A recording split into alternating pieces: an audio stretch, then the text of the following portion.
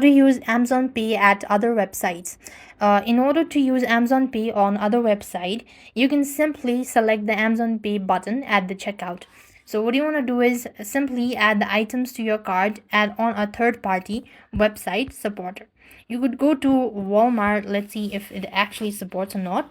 Then once you've done selecting the product and adding to your cart, you could just go to the checkout section or proceed to checkout the button. Then you can choose the Amazon Pay button as your payment method if you can find one Amazon among the options.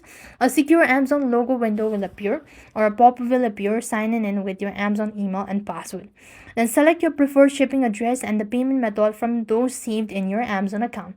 Then you just want to confirm the details and finalize the purchase. And this is how you're going to use Amazon Pay at other website.